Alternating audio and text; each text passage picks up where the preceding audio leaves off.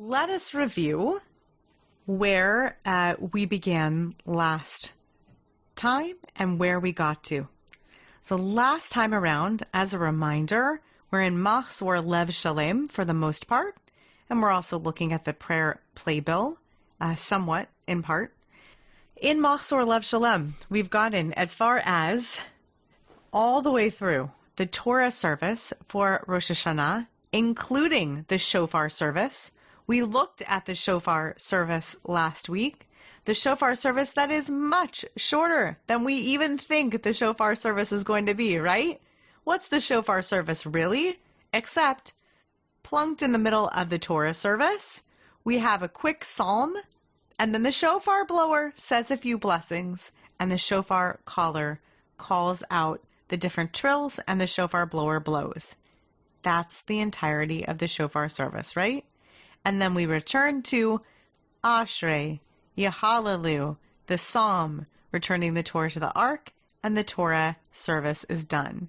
Does anyone have any lingering questions on Torah service or how the Torah service is done? On Yom Tov, on High Holy Days, on anything else? Anything about the 5, 6, or 7 aliyot? Anything about how this year Torah service will be navigated or haftarah? Any lingering questions there? Okay, great. Then we got deep into Musaf. Okay, so Musaf, which begins somewhere around page 141, sort of, kind of, sort of. So Musaf begins a few different ways, a couple different places.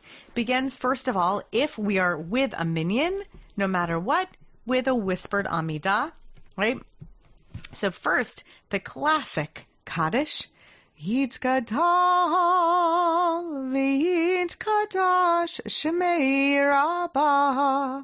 That is our classic nusach that heralds the start of the Musaf service, and after that finishes, the whispered Amidah follows, if we're with a minyan. It takes a while because it's lengthy, and then we went through how after that's finished, there's the prayer of the prayer leader, usually of the Chazan or Chazanit, called the Hineni prayer. We took a look at that, and then we skipped over to see the beginning of the repetition of the Amidah. Last time I also walked you through a little bit what's going to happen this year, at least in the traditional and truncated sort of full liturgy service, but full liturgy done without a minyan in the room, how we're going to handle it 2 different times. The first day of Rosh Hashanah, we'll go through the entire repetition, so to speak, of the Amidah together. We'll basically daven side by side. We'll pray the Amidah side by side. And on the second day, we'll do a whispered Amidah privately.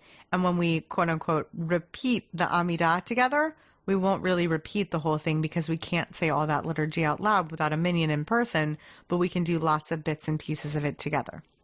So we went through a lot of it. When we took a look at it at the beginning, what did we notice about the very beginning of the Amidah? Was it identical, similar, or very different than other Amidahs? So, like the very, very beginning is always the same, right? It is always the same as any other Amidah, the first 3 brachot. And the end. And the end as well. The first 3 and the last 3 are the same.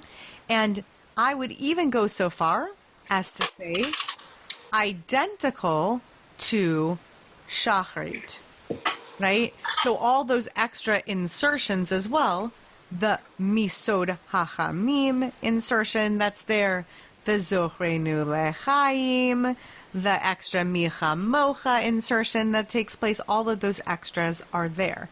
Even the extras, as we talked about last time, as Barbara pointed out to us, even the extra insertions that take place before the Kedusha, those 2 that stretch out at Shachri also stretches out at the Musaf service as well, including Unatana Tokef, which includes within Unatana Tokef Berosh Hashanah, this beautiful poem that asks us to consider the coming year's mortality situations and rates, right? So all of that is identical to the earlier service.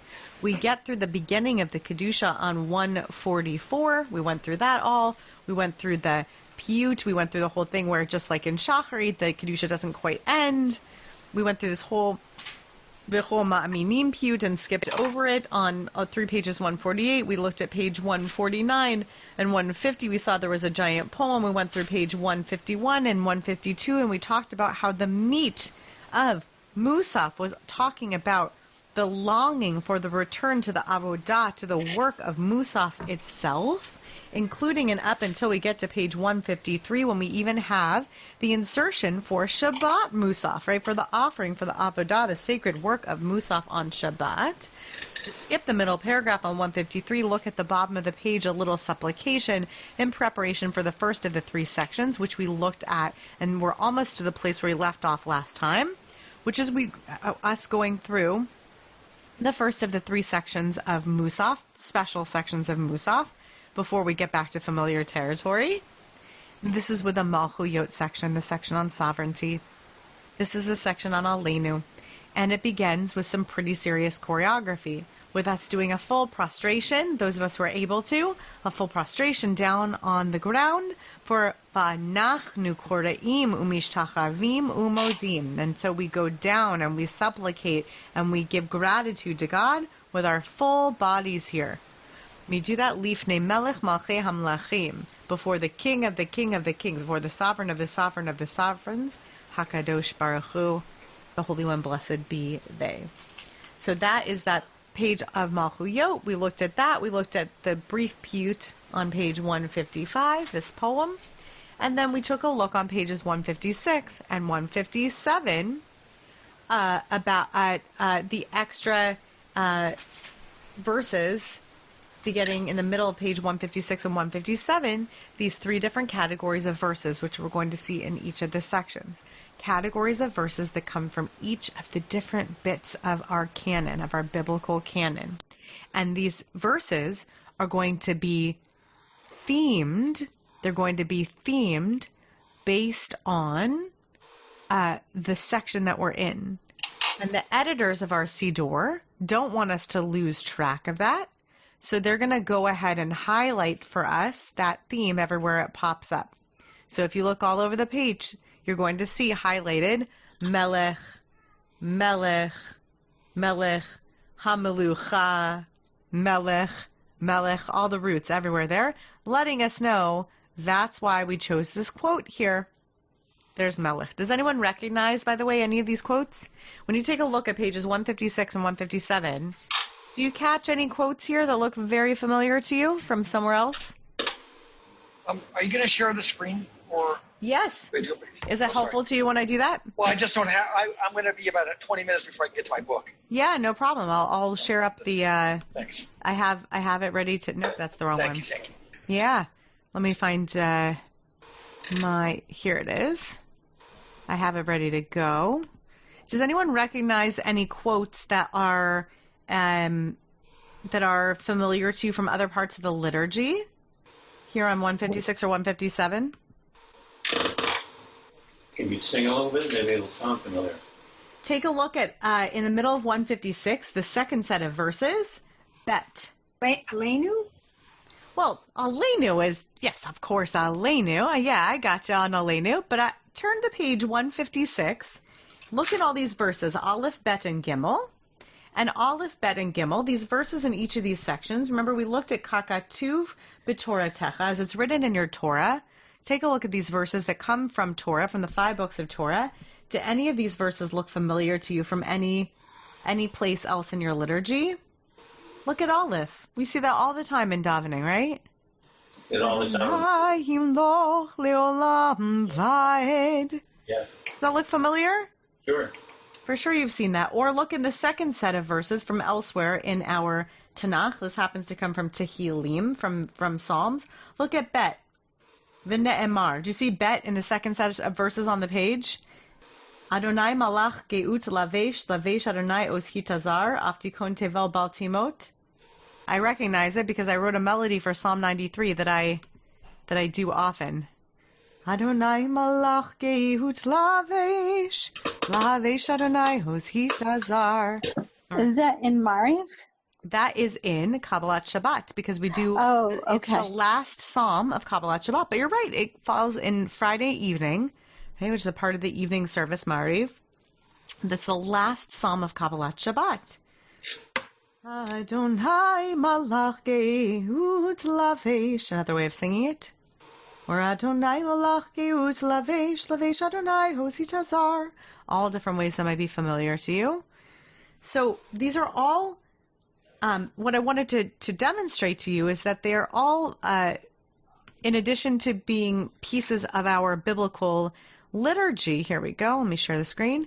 In addition to being pieces of our biblical liturgy, they're also often pieces that are used in other parts of our liturgy as well. Does that make sense to you? Right? They often are pieces that have been picked to be used in other parts of our liturgy additionally. So this is where we're looking. Here's the next page. So these are other additional verses that we're looking at. Let's see if there are any other familiar ones. V'haya Adonai lamelech kol haaretz bayom hahu yihyeh Adonai echad u'shmo echad. How about this one? This look familiar to you? Yeah, I'd say so. Yeah. Shema Yisrael Adonai Eloheinu Adonai echad. I would say that's familiar. Right? I would say in red, yeah. Sure. The Ritzei in red? Yeah. Right. But already I appreciate that. And I will add that is well past the verses. So we're no longer in the territory of verses. So Joel, just to go back to the structure, can I show you something? Sure. Take a look at the screen for a second. There are always going to be 3 sections of verses. Let me show you. Okay. So here we are on the page. I'm going back a page for a second to page 156. Here's section 1, page 156. Here's section 2, page 156. Mm-hmm. Next page, top of the page, section 3. That's our third section of verses. When we get to the middle section, we're now moving into the Ritzei prayers, first Meloch and then Ritzei. So now we're moving out of the biblical quotes, although there are biblical quotes that sometimes sneak into these sections as well. But now we're moving out of the section of biblical quotes and into the sections that focus on the blessings that are part of Kiddushat Hayom in this case. Okay? So now we're out of that section. Actually, it's just really section. It's not really Kiddushat Hayom. It's a focus on Malchut. It's a blessing on Malchut and on Mekadesh Yisrael v'Yom HaZikaron. It's kind of a mix of the two. I don't know much about how we wound up at a mix of Kiddushat Hayom and also Malchut in this section. This is the difference between me having a master's and a doctorate in liturgy. But here we are with a little bit of a mix of our Kiddushat Hayom prayers, like we would normally have if you recognize Joel Eloheinu Ritzei in this paragraph here. Kadeshenu b'mitzvotecha, v'tein chalkeinu b'toratecha, sabeinu mituvecha. It's familiar because it's similar language to the Kiddushat Hayom, the sanctifying of the day that we get for Shabbat. But instead, it's the sanctifying of the day for Yom HaZikaron, for Rosh Hashanah. And Shabbat, if you use the red. Okay? So, that is where we got up to last time. Any questions before we go to Zichronot? All right, Chevre. Here we go. I am going to mute everyone just so that the noise on the podcast is as clean as possible. So here we go. You're all doing great. Feel free to unmute yourself any moment you have a question. When we go to the next page, if it is not Shabbat, which it will be the first day of Rosh Hashanah this year, we sound the shofar here. It is the first time when we sound the shofar during the repetition of the Amidah. We sound the shofar just as it's prescribed right here. They're called out by the shofar caller. The shofar blower does the calling. So there are 3 people who are choreographed in the staging at this point. There's the person leading services, the person calling shofar, and third, the shofar blower. Then we sing Hayom Harat Olam. In the sanctuary, we sing the version that I wrote. In other places, we sing other popular Hayom Harat Olams. And then we sing Ar Reshet Sifateinu. And that one we only sing on Shabbat. So we will skip it on the first day of Rosh Hashanah this year. Then that heralds the end of each section. Let me back up just one step. Well, hang on just one moment. Sorry, nighttime duties call. Okay. Oh, I came back and there's another human here. Hello, Judy. Okay. So here we go. I want us to take a look at this structure one more time just to memorize it before we go on. You ready? Opening gambit. Excuse me, can you? I know you tried to enlarge it once, but then it went back. Yeah, I'll go again. Able to keep it bigger. I have to do it each page individually, but I'll do it. Oh, really? Oh. I know. Isn't that Thank you, Barbara. I'm with you on that one. I agree. So here's opening gambit. Okay. We got opening arguments. Aleinu l'shabech la'adon hakol. It's upon us to praise the creator of all. Latate gedula, to give greatness liotzer bereshit, to the creator of creation. Great. Then, next page. See how it gets smaller again? Isn't that annoying? I'm very sorry. Then, they might insert a poem, right? So, opening bit. Poem. Are you on there? What's that? What page are you on there? 155. So, opening bit. Poem. Then, a little more opening bit into the 3 sections of verses. 1, Aleph Bet Gimel. 2, Aleph Bet Gimel. Next page. 3, Aleph Bet Gimel. Then our blessings, which are going to be that middle type of blessing always, right? Which are the ones that don't start with Baruch Atah Hashem, but are going to end with it. Do you see where it ends with it? Here, hang on. I'm going to zoom in this way. Okay? It ends with it right here. Where'd it go? Second line from the bottom. There it is. Yeah, but it's disappearing when I zoom in. We'll zoom it a little less. Yeah. Oy. That's not very friendly. So Baruch Atah Hashem, and then that's going to be the end of it. And then we'll go to the next page. We'll get Shofar Hayom Areshet. All right? Opening, poem, 3 verses, 3 verses, 3 verses, blessing, Shofar Hayom Areshet. We're going to get that again. Are you ready? Here's a little poem. Ignore the poem.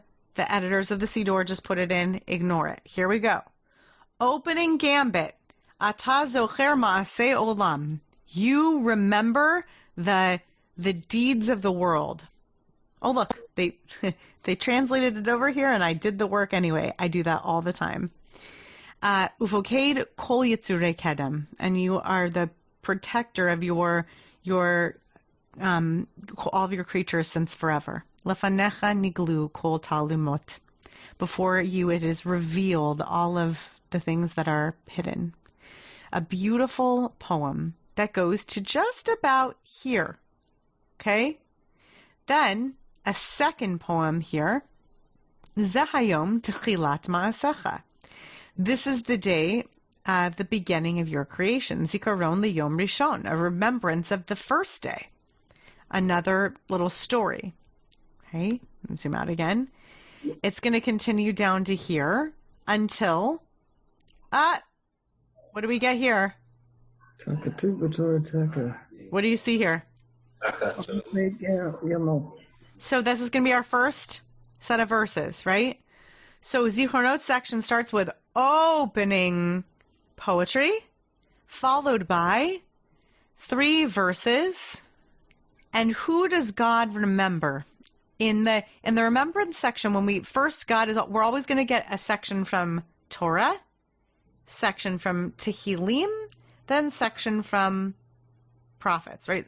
Torah, Psalms, prophets. So who does God remember in the beginning remembrance sections? Noah. And then Abraham, Isaac, and Jacob. And then Moshe.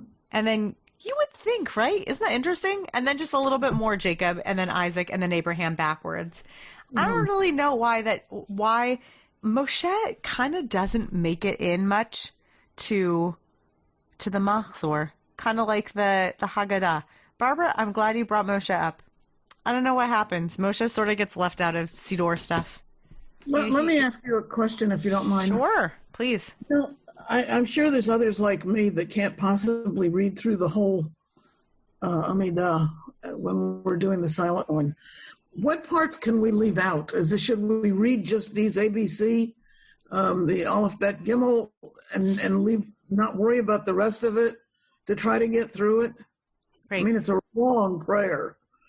Thank you for asking the question in the form that you asked it in.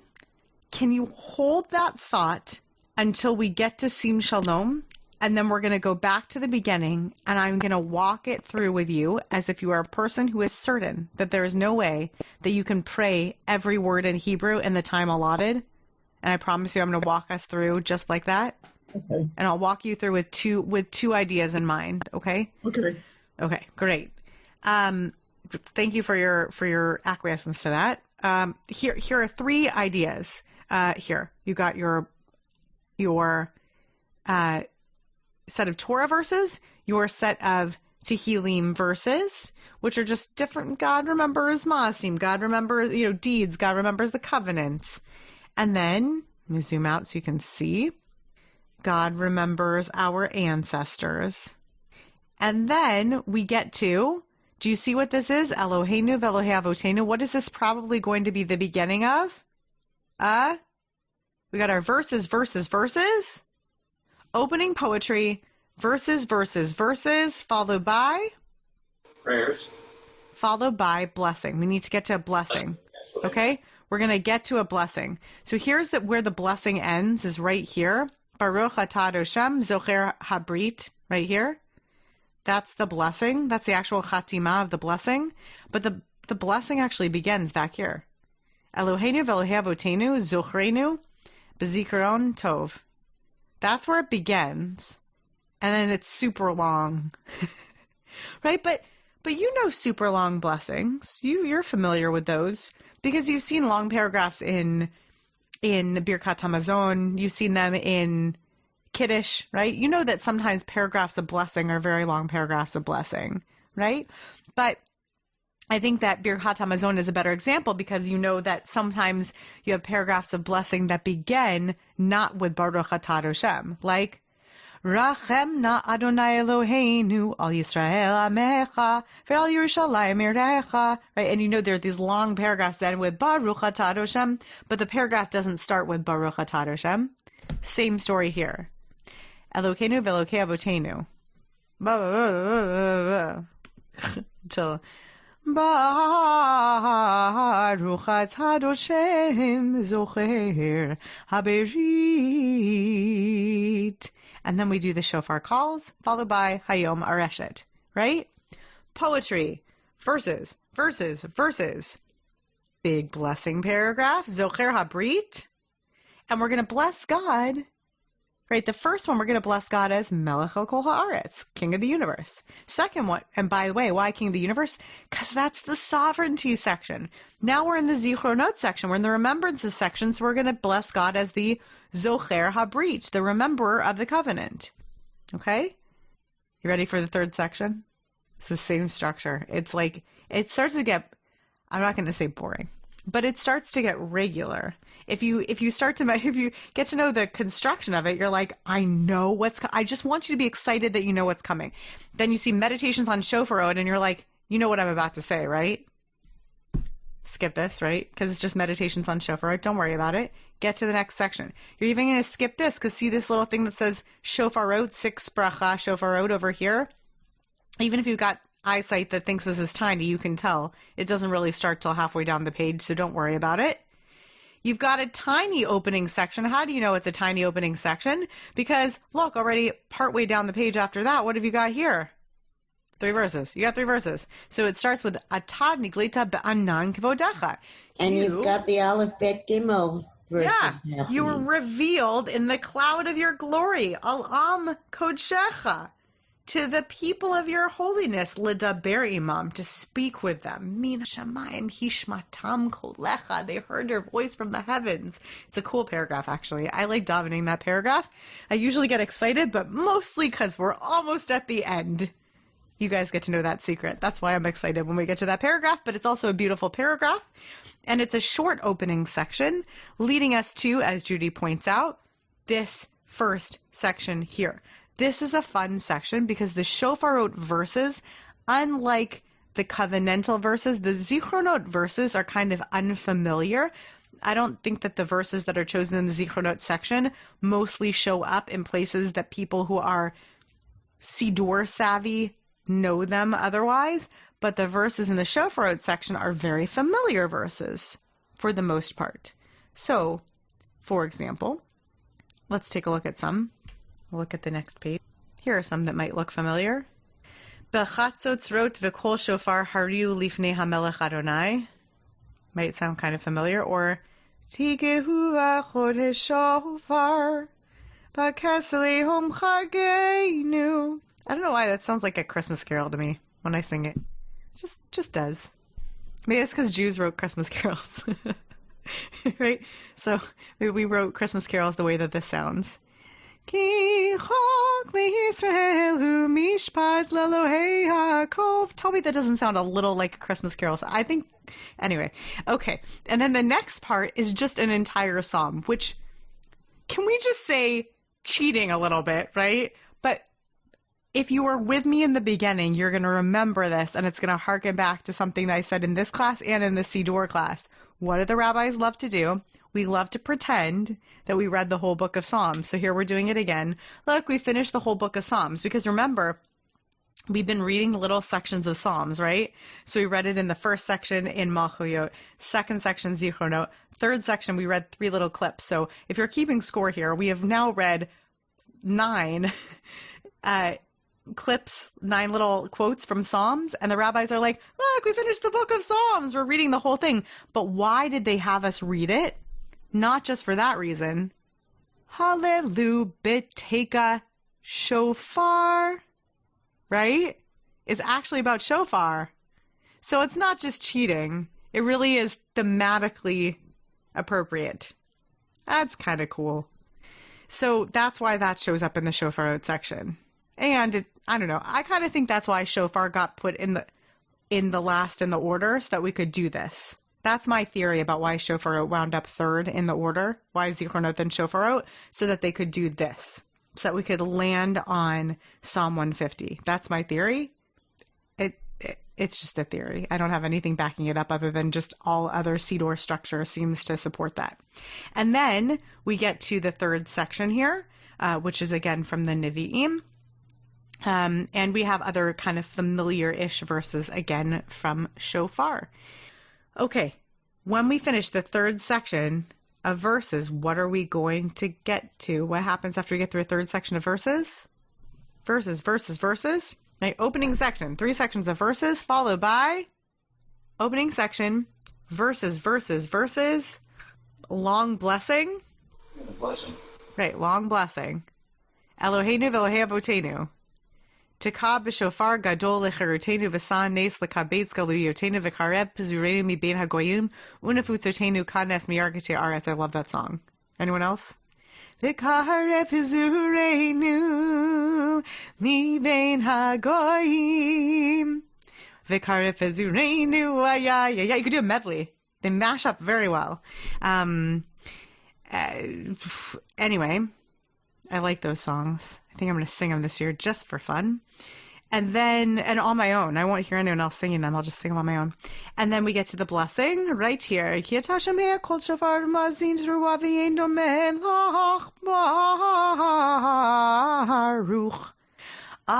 Hashem, Shomea Kol Truat, Amo Yisrael, Trua. That's why cantors do that, because Trua means like a trill. So we do Trua or Trua, just to be word painting. Amo Yisrael, Birachamim. Right? So hearing the call of the sounding of the people of Israel in mercy. And then, Tikiyah, we sound the shofar. Hayom Areshet. The structure doesn't change. Opening bit. Verses. Right? 3 verses. Long blessing. Elokeinu v'Elohei avotenu. Long blessing. Sound the shofar. Hayom Areshet. Every single time. That's the structure in these 3 sections. This is making me excited. Yeah? Great. What's cool is that as you go through it this way, it kind of proves to you like that that I'm not making it up. I hope. I'm not making it up. It just is. It doesn't change. The structure of the Mahzor sticks, and it hopefully doesn't get boring. And then the second day, you can find things you didn't find the first day, which is a little bit of a teaser to what we're going to do for Barbara, where we go back to the beginning, and we're going to look at what you can look at each time. So here's what we're going to do. We're going to finish up this Amidah, and then we're going to go back. And I have a quick little question, but I can hold it for later. Okay, hang tight to your question for a moment. Barbara, were you going to say something? That you kind of excite me because you get so excited. You make me feel good about coming. You should be proud of yourself. Thank you. Can you tell I really like liturgy? I'm probably doing the right thing. Yeah, I think it's really great. Thanks. I really enjoy liturgy. And I really like that. I like people feeling an ownership over liturgy. It's really, really important that you know that this liturgy is yours to daven. It's not like some mysterious box of something that you should be able to maybe sometimes access or not. It's yours to daven. So I get very excited when I can say, look, it's that thing that we saw earlier. So good. Look, it should be. I remember one Shabbos 35 years ago and I was in San Francisco at my home shul from when I was a kid. And people started davening with the chazan, with the cantor. And the rabbi stepped up and said, would you please stop talking and singing? This is the chazan's, this is the cantor's time to sing. I could not believe it. I still can't believe it. That people were told, and you're making me feel good that we should be singing. Well, I'll make you feel really good and say, this year you're on mute, so you can sing as loud as you want, and I won't even know. It's even better. No, I love it when people sing. I think people should be encouraged to, and I also think that there is something important. What I will say about moments like that is, that sounds like it was orchestrated terribly, and when you have the right organic relationship with any prayer leader, including a chazan and a community, then just like any good relationship between people any good loving relationship, there should be an organic back and forth, right? With a kedusha, you shouldn't have to step in and say, hey, excuse me, this is a cantor's turn. If it's working right, if there's an organic nature to it, then there should be a feeling. Then when I start in and do, Hineni heyani mimas, people should go, oh, I think I'm going to listen for a second. This doesn't feel like a moment where I should be singing with Cantor Hillary.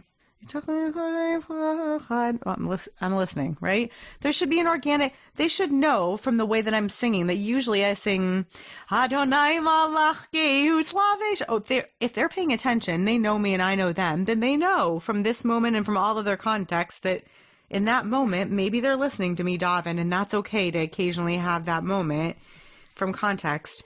But if it's not happening naturally and someone has to say it, that sounds like an unhealthy relationship.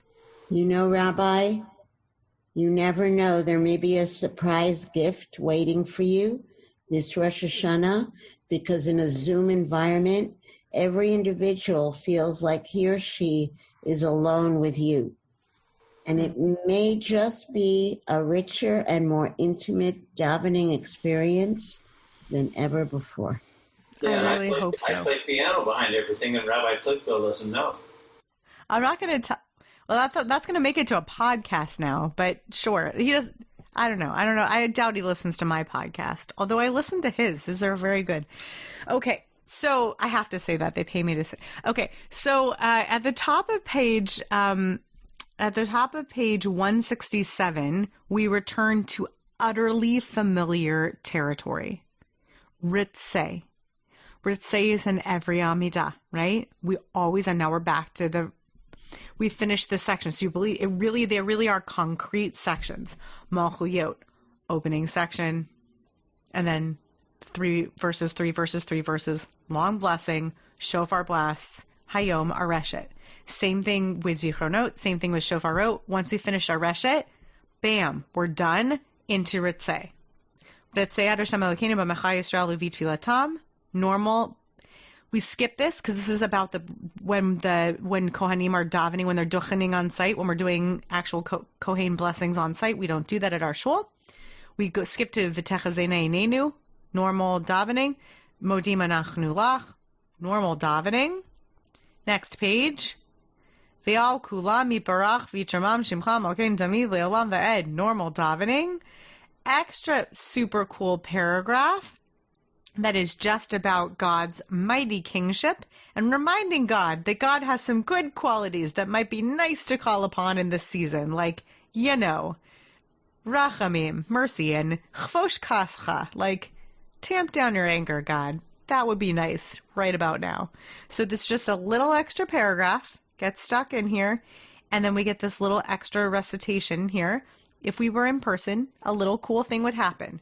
At this verse and every other verse that gets stuck in like this, you all would daven it first, and then I would daven it back at you. So you would daven. Uchtov l'chaim tovim kol b'nei veritecha. And I would daven it back at you. Uchtov l'chaim tovim kol b'nei veritecha. That's a nice organic relational moment. You daven it first, then I daven it. Anytime we get this one-liner, there are several throughout. It happens only in the two sections of the Amidah that are normative sections, the three blessings at the beginning, and in the three blessings at the end, you have these insertions. So it happens at the Micha Mocha Av Harachamim and Zochreinu before that, right, those couple. And it happens here at Uchtov L'chaim. And after this next normal section, skip the bottom of that page. Here we go. Priestly blessing, top of this page. All services continue here. Again, B'Sefer Chaim Beracha V'Shalom, you daven this before me, and then I come in. But instead of B'Sefer Chaim Beracha V'Shalom, no way, because we're going to sing this. So after you get to daven this first, we're going to sing it. B'Sefer Chaim Beracha V'Shalom. That's my choice of tune. But whatever tune we'd sing it there. Okay? And then a couple of verses. And then we're going to... Whatever tune you sing, do you mean people sing different melodies at the same time? No. I mean, whatever tune we're singing in that minyan. But that would be... I mean, they might this year, Joel. That's true. Because they might be behind their Zoom while singing. I'm going to forget what tune she's singing. I'm going to sing whatever tune I want, right? No, all the rules are off for Zoom. I was talking about when we're actually in. No, in a normal year, one tune rules them all. And then we have Hayom Te'amsenu. And then that gets stuck in there. We do sing that out loud together. It's a nice little poem. Followed by the blessing at the end, which I will remind you is not the normative blessing. It ends with Oseh HaShalom. This gets a little extrified here. This gets a little extra paragraph. A few extra quotes from Zechariah? Isaiah. V'haviotim el har kodshi. That's a great song. I never sing it there, though, because I'm usually very tired. V'haviotim el har kodshi. Great song. But I would not sing it there. I'd be very tired, and so would you. And that is the end of the Amidah. So that gets us through the end because it's just the normal structure. It's just got this extra little bits and pieces stuck in, which means that this year you're going to know that once we get to Ritzei, we're done. You don't have to even count pages, right? Malchuyot, Zichronot, Shofarot. Once we get to Psalm 150, you're like, oh, home stretch. But you're for sure going to know once we get to Ritzei Adonai Eloheinu b'Macha Yisrael Levi Tzilatam. It's always the end of the Amidah. Modim anachnu lach. 4 paragraphs left. You're almost done, right? Okay, let's go back to the beginning of the Amidah and let's answer Barbara's question, which is what in the universe do you do if you know you can't get through all of it on your own? The first thing that I'm going to say, though, is that we're going to look back not at the repetition of the Amidah. We're going to look back to the private recitation, which is a slightly different text. It's slightly shrunken because not all of those big piyutim, these big poems exist in the private recitation. So we're going to go back to that right here. Okay. First thing I'm going to say is the simplest. This is page 125. This is Tefillah HaAmidah B'Lachash, in a whisper. And they translated the silent Amidah, which is wrong. They mean for you to say it out loud in a whisper. I'm not going to get into that now. I could teach an entire class on that, but it's meant to be said in a whisper. 2 things. One is really simple, and the rest requires explanation. The simplest thing I can say to you is any of this can be said in English. Please don't be ashamed or shy about saying any of it in English, just so you can feel it better, so you can get through it better. Enjoy it in English. Feel free to do that. That's the first thing. The second thing is a little more complex, which is to walk through the sections that are skippable. So here's what you're going to do in a private Amidah. You're going to daven through this page, the Avot page. I'm going to point to the Hebrew, but you're going to know that I mean you could do it in English too now that I've said it. You're going to daven through this page and through the normal stuff on which will be mostly familiar to you through V'ne'emanata lechayot metim, Baruch atah ad Hashem mechayeh hametim. I'm going to guess that right here after Atah kadosh v'shimcha kadosh u'kadoshim b'chol yom yihalalu chasela, this is about the part where everybody slows down, especially the first day of Rosh Hashanah, because that material that's tough stuff to get back in your mouth. U'v'chein tempachtecha. So once you get into here again, you could switch over to the English if you want to. But if you need to, you could skip over these uvechein paragraphs because they are inserted paragraphs. And if you needed to, you could skip over the uvechein paragraphs, those 3 here. I would pick up again at V'timloch and go through Kadosh Atah V'Norah Shemecha, because that is your miniature Kedusha ending in Baruch Atah Hashem HaMelech HaKadosh. I would say Atah V'chartanu and Vatiten Lanu, which you could do in the English, the 4th Baracha, because that's all about the holiness of Rosh Hashanah.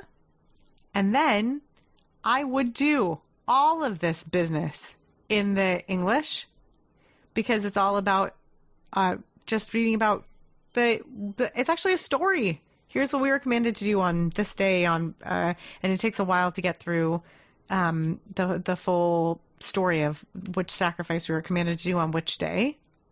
Then you can actually skip down to the Yismechu, which you know how to do, I bet, in the Hebrew. If not, you could skip over to the English. Then you could say Aleinu. Bet you know how to do that, probably. And same with Al-Kain Nekaveh paragraph. And then, yes, I would recommend picking one verse from each of the sections just for fun. And you could pick a different verse each day, and that's okay. You can say those verses, and it's not a big deal if you do or if you don't. On the first day, you're going to have a time saver in just a minute. Either in the English or the Hebrew, you should say this paragraph or this paragraph, the full business. You're going to skip over. We do not do the silent shofar. We don't do shofar blasts in the whispered Amidah, though some communities do. And then that's it for that whole section. So you're going to follow the same structure all the way through. You can skip over all the poetry if you want to. It's just poetry. And then again, you can pick one from each of the paragraphs if you'd like to. But every time you get to that structural part where you get to the Elokeinu v'Elokei Avotenu, I recommend saying the full blessing, either in the Hebrew or the English. And then every time you get to the paragraph that begins Elokeinu v'Elokei Avotenu, remember in each of the structures at the end of that third paragraph third set of verses, you're going to get to that long blessing. And you're going to say it in the Hebrew or the English. So even if you run out of time to say any of the verses, I would say that you're blessing paragraphs. And then same thing again. You can skip over all the poetry in the beginning if you want to or need to. You could say any one of each of the verses in each of the paragraphs or not. And again, when you get to the Elokeinu v'Elokei Avotenu paragraph, same story until you get to the end, to the blessing. And then here you get to the Ritzei Ad Hashem Elokeinu b'machar Yisrael Levi Tzilatam, and to the end, I would say you either do the Hebrew or the English until you're done being comfortable, because it really is just this. It's the end of this page until here. That's the end of the Amidah. That's it. Okay, is that helpful, Barbara? Okay, Judy, were you still holding on to a question before I'm going to stop my screen share? But were you still holding on to a question? I think you might have answered it, but in the beginning, it might have been in the Siddur class when there was an Aleph Bet Gimel, and you said they are piyutim, and we can pick one, and another time the other. But I recall they were longer, and in the Siddur, or was it the Mahzor? I don't remember. The Aleph Bet Gimel were actually a little larger, and here they're tiny, and they look like single verses. And is there a qualitative difference, Or do you know what I'm talking about? I'm not sure what you might be referencing. Here is what I am guessing you are referencing, but I'm not certain. Let me see if I got this right. Just by coincidence, I think the editors of the Siddur happen to use the same type of designation of Aleph, Bet, Gimel, Dalet, etc. to indicate when they have a series of psalms that we're going to say in a set. So this happens a couple of times. It happens at Kabbalat Shabbat, and it happens also, and this is what I think you're referring to, it happens in the morning during Pesukei de Zimra. So it happens in the set of Shabbat and festivals. Thank you. Don't try to derive too much significance out of the fact that those are Aleph, Bet, and Gimel, and these are Aleph, Bet, and Gimel. They're just numbering them. But you're right for remembering it. You're right for remembering it, though. Aye, aye, Captain. Okay, great. Let's switch over to spending a little time on the evening service. Are you ready for that? Could we switch our brains over? We have spent so long on those morning services. We are going to switch our brains over to some Kol Nidre time. As I was saying before everybody joined, and before I turned on the recording, so I'm going to back up and reframe and rephrase this. Evening services for Rosh Hashanah and Yom Kippur are extremely similar. The core is identical, but Yom Kippur has two things added to it, something at the beginning and something at the end. At the beginning, the famous, iconic Kol Nidre, the vow, the dismissal of vows. And then at the end, Salichot, which are these supplications, these extra prayers, which Ashkenazim say for a few weeks ahead of time during the Elul season. And we say specifically on Salichot evening, which is coming up on the 12th. And then we're going to add them all throughout all 5 services during the day of Kol Nidre, starting at the Kol Nidre evening Mariv service. But by studying the Kol Nidre service, we will have looked at also the content of the Rosh Hashanah Mariv service. Does that make sense? Even the Nusach. Okay, even the Nusach is the same. There's only one difference in the Nusach. Can anybody guess what the difference is? There's only one difference in the Mariv Nusach from Baruch Hu to Aleinu, or from Baruch Hu to Kaddish Shalem. Actually, there's only one difference. I'll give you a hint. It is something that we normally do not do out loud, but on Yom Kippur, Barbara got it. What is it? You remember? I got it too. But go ahead. She buzzed in first. Yeah, you wanna give it to us, Barbara? Hang on, you got to unmute to do it though. The line after the Shema. You got it. Baruch Shem Kavod Malchuto Leolam Va'ed is said out loud. It's recited out loud, starting in the evening. That's the only difference. Everything else is identical. All right. That begs the question of why do we say it softly at other times? It's a great question. Why do we not say it on the same day all the time? No one can ever explain that to me. That's a great parking lot question. Hang on to that question, and next class I'll answer it, okay? I will hang on tight to that question. I can answer that next class. All right. So we've got questions lining up in the parking lot. I sure do. Wait, what was my other one? I have other ones I'm forgetting about? Uh-oh. Okay. That's the only one. You've answered the others. I think I answered the other ones. I think I got the other. Well, let me know if I run out of them. Okay. So, good. So, here we go. Kol Nidre. I'm going to share my screen. In the evening time, some people put on kittles, reminiscent of wedding time, reminiscent of Pesach time, reminiscent of Tachrichin, which we wear upon death, at the death shrouds. Some people put on kittles. I do when I lead. Some people put on talitot. It is the only time we do that anticipatorily in the evening time. So those are 2 garments we might put on, and we put them on with special intention, and also the talit with a blessing as well. Once we do that, we turn to page 204, we take out Torah scrolls. This is also odd because we're not going to read from them in the evening, so that's also exceptional. We don't usually take out a Torah scroll unless we're going to read from them. We sing this line, which comes from one of the Psalms that we say on Psalm 97, I think. Is the reference on the page? That's correct. Psalm 97. Or Zarua Latzadik Ulishay Lev Simcha. We sing that song and that psalm during Kabbalat Shabbat, but we sing that song and then we do Bishiva Shalmala. And I was just reminded of something beautiful today. I tuned into a Cantor's Assembly. We do this sort of song swap thing once every few weeks, and Joey Weisenberg came on, and he had studied with a really wonderful chazan and teacher, Noach Shal, and Joey was reminding all of us of a nigun that Chazan Shal used to use in his Kol Nidre time, and he used to use it before and during Kol Nidre. And I had been taught this in Cantorial school, and I totally forgot about it, but it's so beautiful. He goes, Yai, rai, rai, rai, rai, rai, rai. Yai, rai, rai, rai, yai, rai, rai. That's the whole thing. And he would use it throughout. Yai, rai, rai, rai, yai, rai, rai. And so we would sing, and we always sing these verses first, and we sing them 3 times.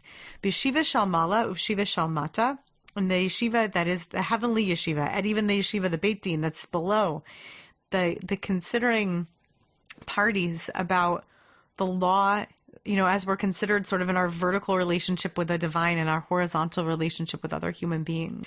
V'yeshiva shemala, v'yeshiva shelmata, al da'at hamakom, v'al da'at hakahal, anu matirin litpalelim havaryanim. Yidid hide, hide, hide, hide. Yidid hide, hide, hide. Yidid hide, hide, hide, hide, hide, hide, hide. Beautiful moment. We do it 3 times. I'd totally forgotten about that nigun until today, and I'm so grateful he brought it back. And then we recite Kol Nidre 3 times as a way of releasing our vows, as a way of starting Kol Nidre evening, as a way of starting Yom Kippur off, as a way of leaning into the themes of the day, which is to say that we are entering a season where we're being judged for both the revealed and hidden actions that we've taken throughout the season. We're responsible to do tshuva for the relationships that we can repair, where we are responsible to consider what this past year has been and what this coming year can be. And then we sing the following 3 times. V'nislach lecholatat b'nei Yisrael. So this one's an aspirational verse. V'lager hagar v'tocham gilecholam bishkaga. This one is like, so we're kind of hopeful this worked. Thanks. Right, this is the post verse, an assurance of forgiveness. I like that wording. Okay, we sing that 3 times afterwards. And then a little hint of slichot.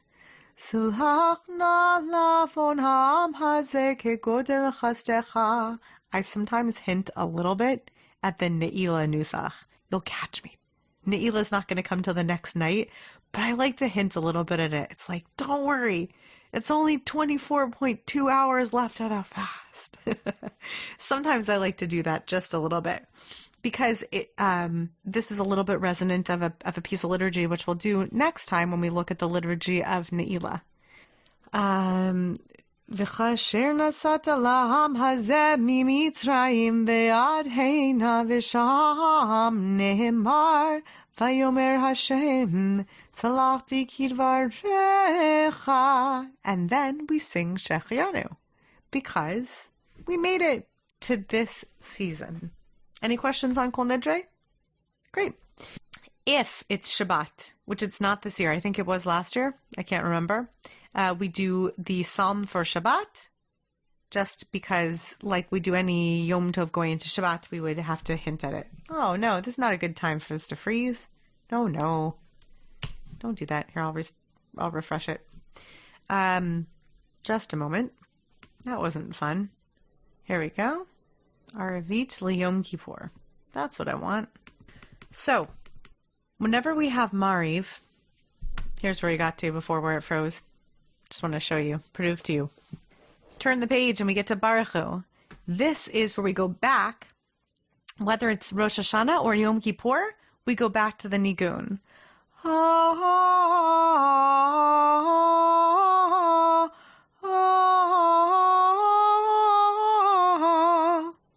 Right? Mavir Yom, Umevi Laila, Mavdil Ben Yom Ben Laila. Haroshem Tzvaot Shemo El Chai V'Kayam Tamid Yimloch Aleinu Le'olam Ba'ed Baruch Atah Haroshem Hamariv Aravim. Same, identical. Rosh Hashanah, Yom Kippur. Ditto. Right? Here's the structure. Here's the cool part. Because you did Shacharit with me, you know this. We're going to do Baruch Hu, and then how many blessings are we going to have before Shema? Hold up your fingers. 2 blessings before Shema, and then 1 after. Okay? We're going to get 3 blessings sandwich. 2 before, 1 after. We're going to have light, love, Shema, and then we're going to have redemption. And then I told you about this before, but I'll remind you that in the evening we always get an extra blessing because nighttime's scary. Still is. So, but especially in ancient times. So here's the one about light, okay? So Hama'ariv Aravim, the eveninger of evenings, I like to say. Okay? The second one, Ahavat Olam Beit Yisrael, like eternal love. With eternal love, you've loved Israel. And then Ohev Amo Yisrael, lover of your people Israel, the one who loves your people Israel. Then Shema, 3 paragraphs. If it's Rosh Hashanah, we're going to say Shema out loud. If it's Yom Kippur, second line out loud as well. And then Ad Hashem Elokeichem Emet, Ve'emunah, right? Identical to Shacharit, just it's in structure. And then we get to the redemption part, right? We're going to get to Ga'al. See? Same structure. Micha Mocha, followed by Ga'al, that redemption structure again. U'malchuto v'ratzon kibul alehem, Micha Mocha, redemption. Same thing, morning and evening. And then... Where is Ga'al? I'm not seeing that. Bottom of 210.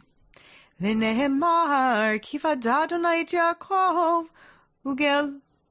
Oh, there's a special tune there. V'nehemar kifad Adonai et Yaakov ugelo miyad chazak mimenu baruch atah Hashem Gal Yisrael. I don't know why that one gets a special. I think that's Kochko's thing. I gotta look that up. That's either Kochko or Alter. Okay. One or the other. And then, whoops, nighttime's a little scary, so we get an extra something. This is Hashkivenu. Watch over us. Hashkivenu Adonai Eloheinu l'shalom v'hamidenu malkeinu l'chaim. Even get a special reference to watch out for plagues, God. So that's an extra one every night. I think about that. And then Hapares Sukkot Shalom, the one who spreads God's sukkah of peace over God's people, Israel. Followed by, if it were Shabbat V'Shamru. Say that again? I said that's a good one for this year. That's a great one for this year. I agree. Then V'Shamru or Kiva Yom Hazeh Yechaper Aleichem. If it's Shabbat, we get V'Shamru. If it's Rosh Hashanah, we get nothing extra. If it's Yom Kippur, we get just this little extra mention. For on this day, God will be redeeming of them to purify them from all of their sins. Before God, you will be pure. Just a little extra reassurance. Nice, right? And then Chatzi Kaddish Yitkatal before we go into the whispered Amidah. The whispered Amidah for the evening, whether it's, Rosh Hashanah or Yom Kippur, going to be a little bit different on Rosh Hashanah than it is on Yom Kippur. We're going to look at it for Yom Kippur now, and that's all we're going to have time to get to, and I'll give you a little sneak preview of Slichot, and next time we'll pick up at Slichot, which will be the perfect thing for us to do to go into Ne'ilah next time, because Ne'ilah is also mostly made up of Slichot. So that'll be a great bridge to next time. But let's take a look at this together. We start, as usual, with exactly the same text as every other Amidah in the entire universe. So that's great, right? No surprises there. Remember, this Amidah, because it's an evening Amidah, has no repetition. Traditionally speaking, with the exception of the Reform and Reconstructionist movement, who have made some different choices in recent memory, in most of Jewish history, liturgical repetitions of the Amidah do not exist in the evening time, right? We just do whispered Amidah only. So we do our whispered Amidah beginning here. We start with the Avot Gevurot, the Avot Imahot paragraphs here, and move to that little insertion, Zochreinu L'chaim, but we're not singing. None of this is like bolded because we're not singing that. This is all private prayer. So Zochreinu L'chaim Melech Hafetz B'chaim, the special insertion. Melech Ozer Foked Moshio Magen Ata Gibor B'chal Chaim Micha Mocha Avarachamim V'ne'eman Ata Kadosh Shimcha Kadosh U'Kadoshim B'chol Yom Yahalucha Sela. Freeze. Kedusha gets interrupted like every other Amidah ever on the High Holy Days. And then what's going to come? What do you guess? I want you to guess. Don't look ahead. What always interrupts? If it's not Unatan Tokef, because that's what's going to come in private Amidah. Remember the oldest insertion ever? The Uvchains. They show up every time. This is the oldest insertions. The Uvchain paragraphs always show up, followed by, again, the following that always shows up. Ata v'chartanu, you chose us. V'titan lan, you placed in us with love. This Yom HaKippurim hazeh. Limchila v'lislicha l'chapara, to purify us, to get sin away from us. And then in Elokeinu v'Elokei Avotenu Ya'aleh v'Ya'avo again, for the season, followed by another Elokeinu Mechol Avonotenu. This still hasn't finished the blessing until the next page. Another Elokeinu v'Elokei Avotenu. It's a series, it's a chain of blessings until we get to Melech al Kol Haaretz Mekadesh Yisrael v'Yom HaKippurim. This one we can actually sing if it's not Shabbat. Melech al Kol Haaretz. Except this is a whispered Amidah, so we're not singing it. Never mind. And then Ritzei. Wait a minute. Ritzei, what does that mean? What does that mean? Huh? Oh, it's towards the end again. Yeah. It's towards the end. Way to go, Denise. Yes, we are almost done. It's already almost done. It's so fast. It's a really quick Amidah. But it's a teaser. It's a real teaser on Yom Kippur, okay? Because you think you're almost done. But watch out. Ritzei is here. Then V'techazena. Then Modim. Right? And then V'al Kulam. Uchtov L'chaim. V'chol L'chaim. If it's the evening, look. It's different. If it's the evening, we say Shalom Rav. If it's the morning or evening, afternoon, we say Sim Shalom. All services, we say B'Sefer Chaim. And then we get to Vidui. So we finish Oseh HaShalom, and then we insert supplications. So we do a Vidui, a personal confessional. We begin with Elokeinu v'Elokei Avotenu Tavo Lefanecha Tefilatenu V'al Titalam Mitechinatenu. So we begin with God asking us, with us asking God, don't ignore our plea, right? So we are not saying that we're without sin. We're saying we've sinned. Please listen to our vidui, our prayers of confession. And then we get, this is all within a whispered Amidah. Ashamnu, Bagadnu, Gazalnu, Dibarnu Dofi, right? We do a little pound of the chest. If we were doing it out loud, it would be, ay, ay, ay, ay, ay, ay, ay, ay, ay, ay. We'll get there. A few weeks. We're almost there. We do that privately. Then sarnu mitzvotecha. Turn from your mitzvahs, from your commandments. Atayu derazei olam.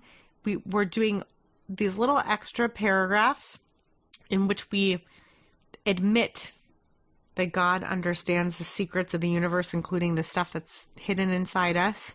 It's theologically interesting, like us admitting that God knows the stuff that we've done this year, even the stuff that we haven't really admitted to. God knows what we've done, and therefore, we're going to go through a long confessional, an al chet. And here it is. We're not going to look at it really close up, but here is the confessional. It begins here, al chet shechatanu lefanecha. It's traditional to hit our chest once as we go through each of these lines, even as we say them privately. To get to Barbara's question that I'm anticipating, you can absolutely say any and all of this in English. I often do, especially with the vidui, just to make acknowledgments, because this is really personal about confessing the things that I have done this year. There's also a lot of interesting thought and theology around saying the things we, even when I or we haven't done the things that we are confessing to. A lot to think about. It's a long confessional. And then we end here with this last paragraph. We end with a paragraph that says, "And forgive us the breach of all commandments and prohibitions, whether involving deeds or not, whether known to us or not. The sins known to us we have acknowledged, and those unknown to us are surely known to us." As the Torah says, secret matters are the concern of Adonai our God, but in matters that are revealed, it is for us and our children to apply all teachings of the Torah till the end of time. And then we go into our, just end your own private Amidah with private thoughts and prayers. And that's the extra private confessional. When we resume next week, we're going to take a closer look at what slichot sounds like when we do it out loud together. Because, take a look at this, on Erev Yom Kippur, when we finish with our private Amidah, we come back together for actual out loud slichot. But you knew that. So that's where we're going to join together next time, starting with Yale Yale Tachanuneinu. We're going to begin with Ya'ale next time. That is where we'll pick up. Let me stop my screen share and see if there are any questions. Any thoughts or questions about what we went through tonight? We got through Musaf. We did it, and we got through. Covered a lot of ground. Good job. Yeah, we covered a lot of ground. This has nothing to do with what we did tonight, but what I'm picking up from you in the last few weeks. Why did you go on to rabbinical school? You love the cantorial stuff. Why did you go on to rabbinical school, if you don't mind my asking? Sure. So when cantorial school started in Jerusalem, and when I was in Jerusalem for that first year, cantorial school was located in the conservative yeshiva. So I was taking classes at the conservative yeshiva, and I loved it. I loved studying there. I was also additionally studying other Torah subjects, even Lishma, even for their own sake. I was really loving it. When I came back to JTS, to the seminary in New York for my second year of cantorial school, I wanted to get my master's in rabbinics. I wanted to do my master's degree, which you can really choose to get your master's in anything while you're getting your cantorial certificate, so to speak. You could get your master's in whatever. I wanted to get my master's in rabbinics, but there was kind of a dissolution of departments at the seminary that didn't allow for me to do that. So the only way for me to do the studies that I wanted to do of rabbinic subject was for me to go to rabbinical school. What I mean by that is if I wanted to take courses on Talmud, rabbinics, the history of Chassidut, more on medieval poetry, if I wanted to do rabbinic internships, if I wanted to take nonprofit management, if I wanted to do all sorts of stuff on the study of, but like mostly the Beit Midrash stuff. I wanted to do more rabbinic studies. So it was never really to do the pulpit rabbinic stuff. I just wanted more of the Beit Midrash. That was what it started out to be. In the end, I really joined a cohort of rabbinical students as well. So I also took a rabbinic internship and learned from amazing pulpit rabbis and wound up also learning how to do the kind of things that I wind up doing as ostensibly also as a pulpit rabbi, right? I also act as a pulpit rabbi all the time. I have conversion candidates. So there are things that I do that most pulpit cantors don't do. But it's true that a lot of the stuff that I do and a lot of the stuff that I'm passionate about doing, many learned cantors do. And it makes a lot of sense, I think, that I took a job. How many years did you have to go to school between cantorial and rabbinical school? 6 torturous years. So you only had 1 extra year But I over took the rabbinical schools. But I was enrolled in 13 graduate courses a semester to do it. Wow. So I didn't sleep. But I was young and... What are you now? Chopped liver? Really young. I was young. I was younger and not thinking. 13 classes. There are people who take 7 at AJR semester, and it's beyond me. 13. You didn't sleep at all those 6 years, did you? Well, Marcia, Only when you're under 30 can you survive that. Correct. Marcia Gilchin did the the cantorial school years ago. Right. And then had all along the way was taking rabbinical school classes because she was working as a cantor and she had children and a husband and stuff.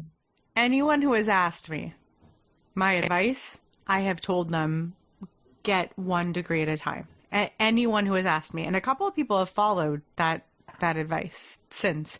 A couple of people who I knew who were in the cantorial school have wound up finishing up their 1 degree and then following up by taking a path to get the degree secondarily. It's I have a cousin back east, a second cousin that's doing cantorial school in the Reform movement, and she seems to be doing like about 4 years for that. Is that correct? 5 years. Yeah, it should be. It's a 5-year program.